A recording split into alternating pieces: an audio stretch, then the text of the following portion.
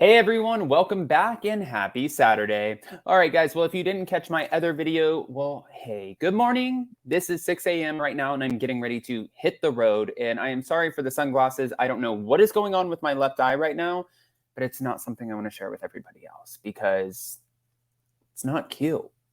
And that's not what this is about. We're back to talk about the fact that Bethenny Frankel is literally taking this to the nines when it comes to this dispute with NBC, Universal, and Bravo. Also, this lawsuit that's not a lawsuit yet, but they are gearing up for a war, and she is recruiting, and Page Six is talking all about it. So, before we get into it, you guys know how this works. If you haven't already, go ahead, smash that like button. If you're not subscribed, get subscribed. Don't forget to hit that notification bell, and let's do the damn thing. It's time for all your binge-worthy pop culture news. Welcome to Up and Adam. All right, so we definitely have to get into this. By the way, TV Deets on Instagram put this photo together, and I thought it was so good. So I just thought, even the face, everything. Page 6, ringleader Bethenny Frankel recruits over 80 people in Bravo NBC war. It's the power of Bethenny Frankel, which, guys, don't sleep on Bethenny Frankel. Most times, 9 times out of 10, every time she does something, she's successful, unless it's like her own TV show or spinoff or like talk show. Those weren't successful, but that's okay. She still did the damn thing. Bethenny enlists legal eagles Brian Friedman and Mark Garagos to wage a reality war on NBC and its, well, little sister network over here, Bravo, earlier this week. According to Variety, yeah, well, she did. And if you didn't catch my other video, I thought it was interesting because I spoke to a few attorneys and I spoke to a few people who shared, actually, I think even Kimberly Archie, who was at Erica's, or she threw the event that Erica went to go listen to the victims of her husband, Tom Girardi, estranged husband. I think she even reached out to me, and said, look up Mark Garagos. I think her point was Mark Garagos has a reputation for these big publicity moments. And I don't know, but from what I'm hearing, they're questioning his follow through. All right, let's get back to it. Now, they're hearing that the reality star community is more eager to join her cause. Friedman told Variety he'd heard from roughly 50 reality show cast members, and now a source familiar with the situation tells Page Six that there's even more. It's going to be a massive thing. There are multiple individuals wanting to join this. At least 80 people have reached out, men and women. On Friday, Friedman and Garagos fired off a legal threat to NBC Universal's general counsel and executive vice president of Comcast Corporation, Kimberly Harris. In the letter obtained by Page Six, they accuse NBC and Bravo of making deliberate attempts to manufacture mental instability, which we talked about, by plying their talent with alcohol and while depriving them of food and sleep, as well as denying mental health treatment for those displaying obvious and alarming signs of mental deterioration. Well, when we were talking about the whole plying with alcohol, it's so funny because I said in my video yesterday, I gave you guys like a glimpse of a story and you guys started popping off in the comments. And sometimes I forget how much everyone remembers, and I'm like, how the hell did they're just on top of it? Because I gave an example yesterday of something that I have personally witnessed. Now, does that fall on Andy or anyone? No, not directly. It might not have been something that he even knew about, but I did see it happen where this person came into film, was clearly not intoxicated, and that wasn't the vision for the scene. They needed this person to pop off. They needed this person to be unstable. They needed this person to give them a show for the ratings, right? Well, the person can't handle their alcohol, and the person is unstable when, just like many people who are drunk, right? I'm not throwing stones, right? I'm not saying that, but I've seen it, and it's kind of wild that this is one of the points. Let's keep it moving. Keep it moving and keep it cute. All right.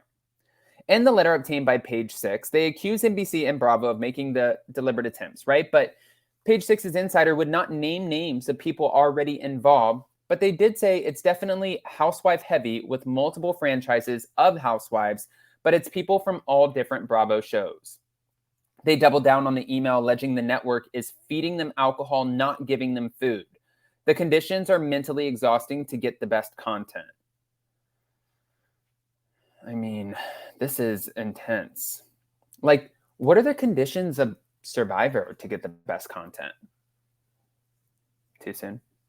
Okay. Another Bravo insider told us it's no secret that Bethenny is recruiting people and believes the bulk of her followers are former housewife types.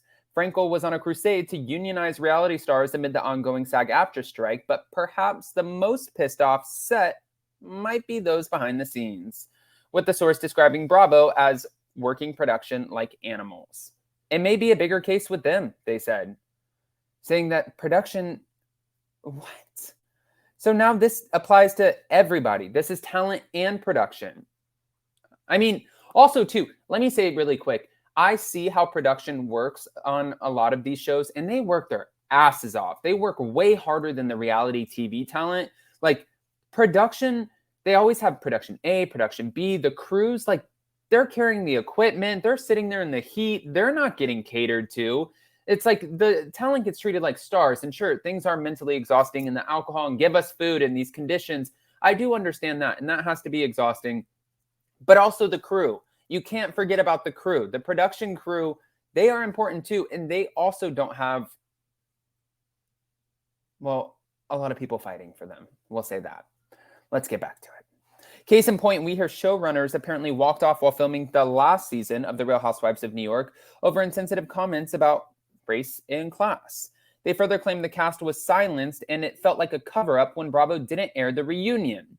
They subsequently axed the OGs and rebooted with a new set of apples. A spokesperson for NBC responded to Frankel and the power attorney's threats, insisting that they're committed to maintaining a safe and respectful workplace for cast and crew on our reality shows.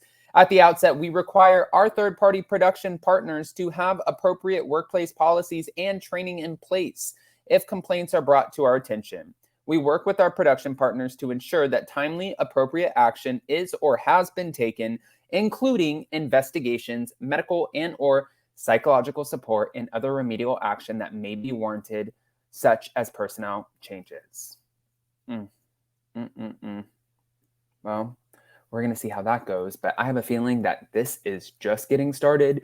And if they're saying, if he said originally 50, now it's up to 80. My thing is this. Anybody who right now is current Bravo talent is going to be under a chokehold. They're not going to contractually be able to say shit. And if they do, they're going to get in a lot of trouble.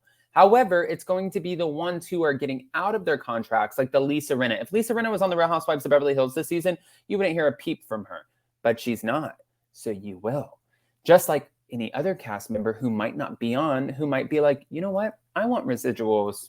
Like a Camille Grammer or a Lisa Rinna, or depending, you never know.